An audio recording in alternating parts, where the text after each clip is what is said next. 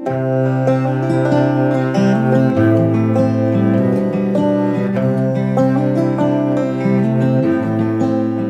the Gene Cohen research, which is the most well-known, about the fact that older adults who are actively engaged in instructional arts programs taught by professional teaching artists have actual measurable health benefits. They go to the doctor less frequently, they take less medication, they engage, they become engaged in more activities. There's all kinds of things that happen.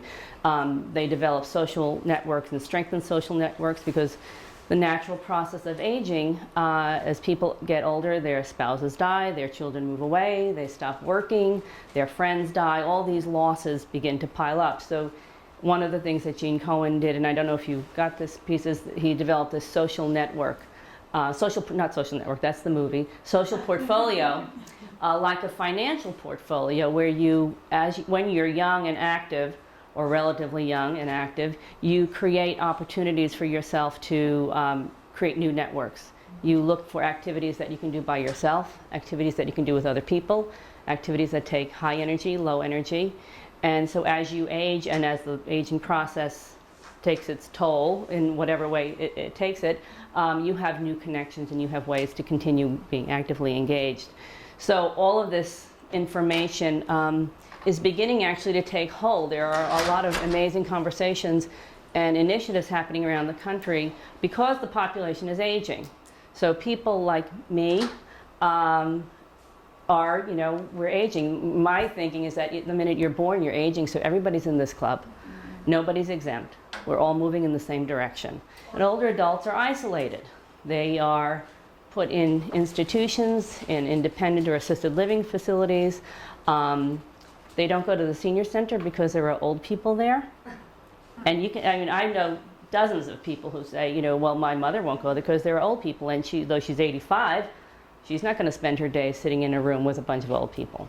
So, and also senior centers and other communities don't have, a lot of the artists who work, you'll see a senior center that says they have arts programming. So you go there and there's a still life in the middle of the table. And the facilitator says, okay, paint it.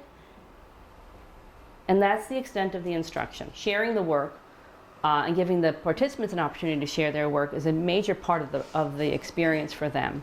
It's the process of learning and the production of whatever it is that they're making, whether they're writing memoirs or making collages or performing staged readings of their work or dancing or singing, all these things. The idea of sharing it is a major part of it. And for the audience who attends these culminating events, it's an amazing opportunity to see their peers on stage or talking about their work. They're dead serious about their work. 90% of the people who sign up have no prior experience at all with any kind of arts instruction or art making. And they refer to it as their work. It's a serious endeavor. They are there to learn. They are not there to be passively entertained. And that piece of getting that idea that older adults are capable and interested and passionate about learning is actually a hard nut to crack until you actually see it happening, and then nobody has any questions anymore. Now, the big thing, the basis of the whole thing, there is such a thing as art. Basic thing. And if you fall in love with art, the greatest gift you could give anyone is art. I can open up a Cézanne book and go into an epiphany of full song. I am totally, completely in love with art. I don't paint because I'm going to market the art. I'm not painting to express myself. I'm painting because I am fanatically, absolutely in love with art. I was asked to come teach at Yale University, and I said, art can't be taught. And I talked to Al Held, I talked to the guys up there, I talked to friends up at Yale, I talked to other instructors. One guy had a clue. And after months of debating the thing, is this going to kill my art? What's it going to do for me? Well, I'm harried by this. And I opened one of my favorite books of Rembrandt drawings. And I opened this section to Rembrandt drawing where he had corrected a drawing done by a pupil of his, and there was a little angel on the page. And this lectern is there, and Mary's here, and it's the Annunciation. So I said, whoa, I got it. I could do that. Now, the angel that the student made was telling Mary, Mary, you're the mother of God. Whatever. See? That was the student's angel. Rembrandt's angel, boom, boom, here's this little angel. Rembrandt went like this and put this over here and made this go this way. The whole thing was activated. And the angel's saying, Mary. I mean, hey, you know, if it made your hair stand on end, it was, you were there. And then, so imagine going to, I said, I can teach there. And I said, okay, I'll teach. Now I know how to teach. No, this is amazing. This is really amazing. Now, you have to, I would have liked to have done it, but we don't have the time with everybody, right? So what you do is you get everybody to have a pad, big pad. All right. The guy says, well, I can't draw a straight line. I said, okay. So what you do,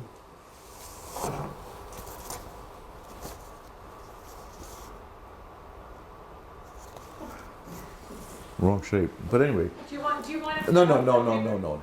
What you do is you say, on a large pad, and you get a pencil, you say, okay, sign your name on here as if you were signing a check. The person is a total master. All right? So you go there. That the guy is doing what a Rembrandt could do, what an Ingres could do, what a Picasso could do in drawing, in his signature. Yeah, but I can't draw a straight line. Hey, look at the straight of your name here, look at the curve. You know, like terrific art is done by straight against curve, thick against thick, large against small, the spaces in between. Juan Gris said that real plastic art is that the intervals are as charged as the forms are defined. Another interesting thing he said, I may be doing bad art, but it's bad, great art. So here it is, all of a sudden you get to see, here's a straight, and there's a curve, and there's a thick, and there's the O's over here, the T is crossed this way, this goes that way, there's a curve that swings around in their signature. All right, now the next step, you say, okay, everybody go, close your eyes and find a point on your pad, close your eyes, all right, and don't peek. Now draw a crocodile with your eyes closed.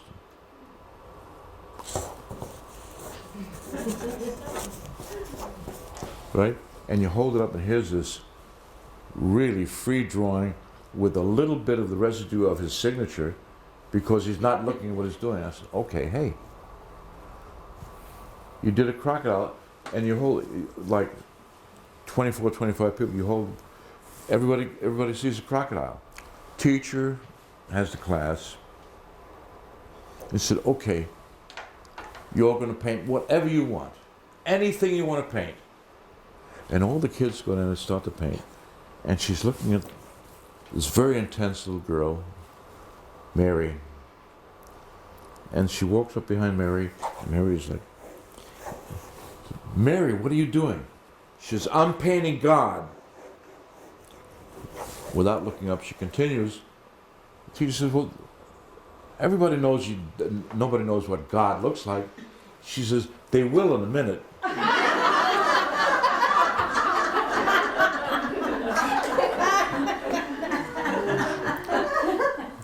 That's the nature of art. See, a very fancy guy says it another way. William Shakespeare, he says the same thing. William Shakespeare, he says, the poet's eye in a fine frenzy rolling doth glance from heaven to earth and earth to heaven, And from perception, bodies forth the shapes of things unknown, and to airy nothing gives a local habitation and a name. That's what Mary said.